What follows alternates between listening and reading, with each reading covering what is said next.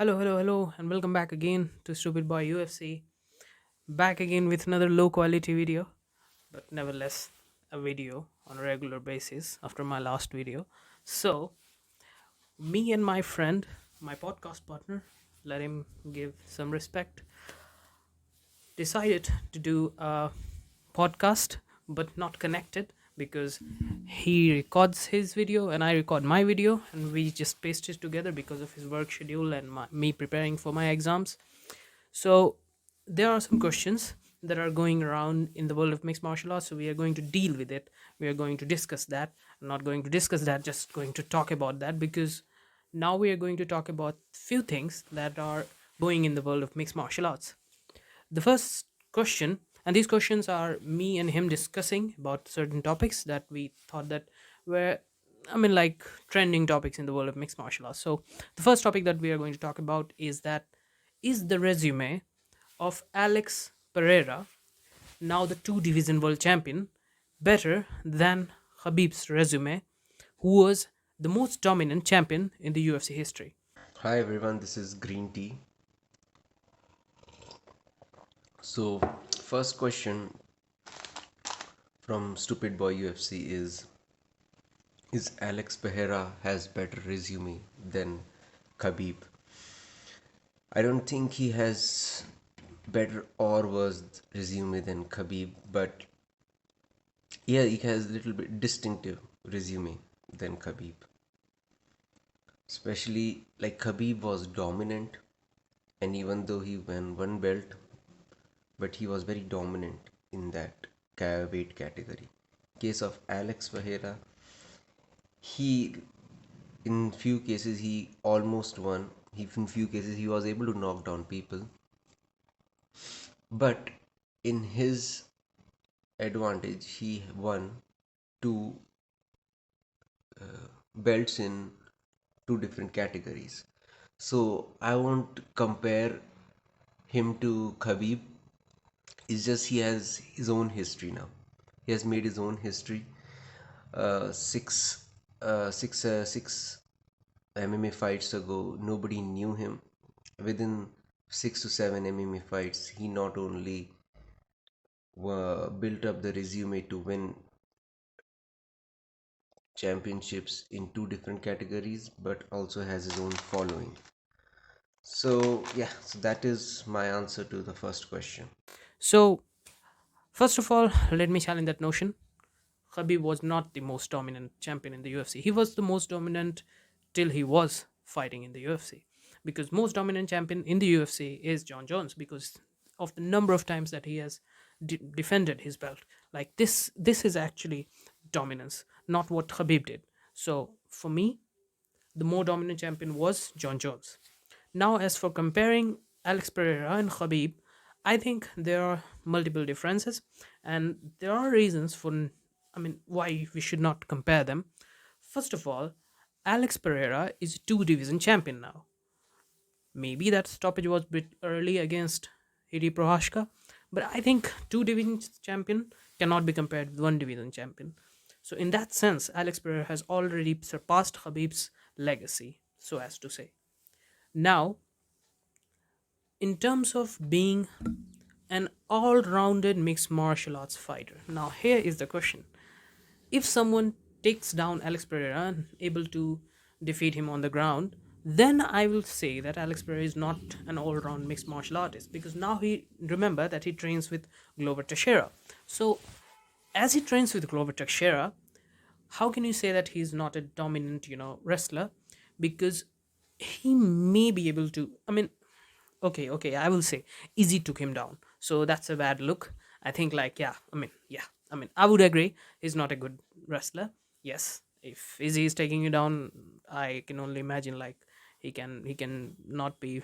He can be submitted by some good wrestlers in his division, but his division doesn't have many of the good wrestlers. So I think like it's comparable. You cannot say that one of them is better. And like I like Khabib. I'm a fan of Khabib. Everybody is a fan of Khabib. But the thing is that you cannot compare, you know, what was that quote? You cannot compare fly with a fish, something like that. You cannot compare them. It's just two uncomparable resumes. You cannot compare a two division champion with a one division champion. So that's my thing. That's what I will say on this topic. The second question put forth by us, we discussed this topic, is what will happen if Aspinall fight John Jones? The second question is, who will win against Tom Aspinall versus John Jones? So, see, John Jones, if we see history, last, let's say, 12 years, so there has been many cases he was not in the ring for 1 year, 2 year, or in like this, the recent match that he had with Cyril Gane, he wasn't in on the cage for almost 3 years, but he came back and was dominant, and he won. Like he made it pretty look easy. So seeing what John Jones was able to do after coming back between breaks, even if he's away from the octagon, but he is a different beast when he comes back and in the octagon. So I expect probably the same thing when he comes back from the pectoral injury and fights Tom Aspinall. I think he will win. Uh, but it'll be interesting to see. Like I don't see it as an easy match because Tommy Aspinall has much more skills and even has a more power compared to Cyril Gane. But I probably more or less see Jones winning. I already said that on my previous video, but I'm going to say what will happen is that this fight is all about, like Teddy Atlas used to say, this is all about geography. Wherever this fight will happen determines the winner. If the fight happens in the ground, John Jones is the winner. If the fight happens in the boxing range, I guess Axminal wins. If the fight happens in kicking range, now this is not like it's a striker match, then uh, Tommy Aspinall will win. This is not that case. I think here it is not about kickboxing, like he's a better striker than John Jones. I think he is a better boxer than John Jones. He's not a better striker than John Jones. So let us not confuse it. He's a faster puncher than John Jones. I mean, for sure, he's a faster puncher than John Jones. Like his punches are even better than some of the middleweights that I see. I think he's comparable to as fast as some of the welterweights. So I think his punches are better, and I think like he can win. He can win this fight, and in boxing range only. And if John Jones takes him down, goodbye. We can kiss. We can. He can kiss the title goodbye. It's not like he's not going to win a ground match with John Jones, especially the John Jones that we have saw against Cyril Gane. I mean, it's just not possible.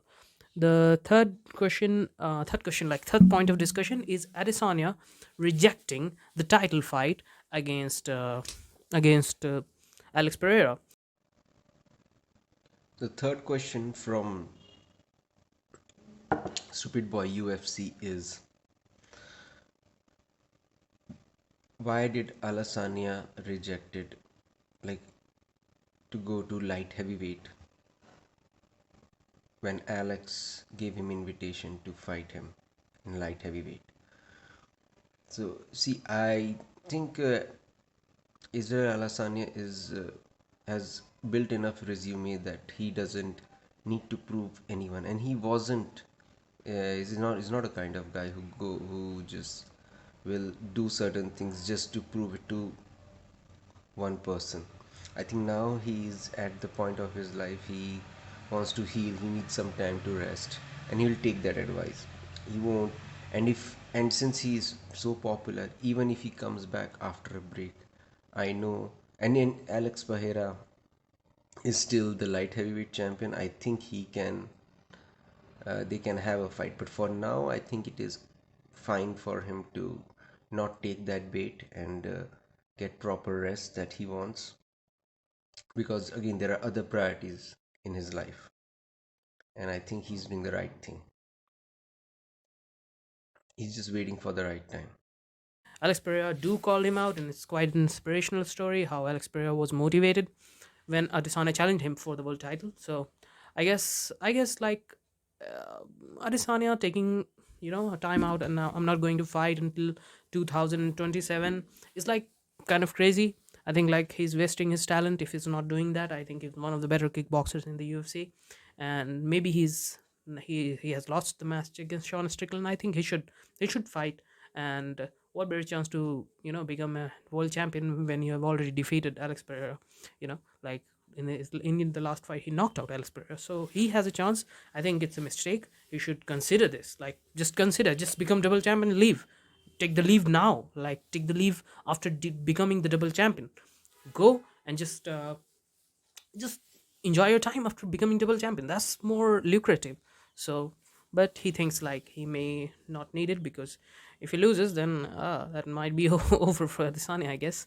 So yeah, I mean, I think it's a missed opportunity. That's my opinion.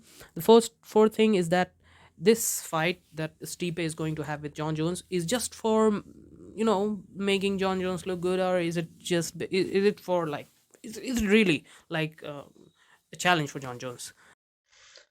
Yeah. And the last question is, do we now still need to do Stipe versus John Jones?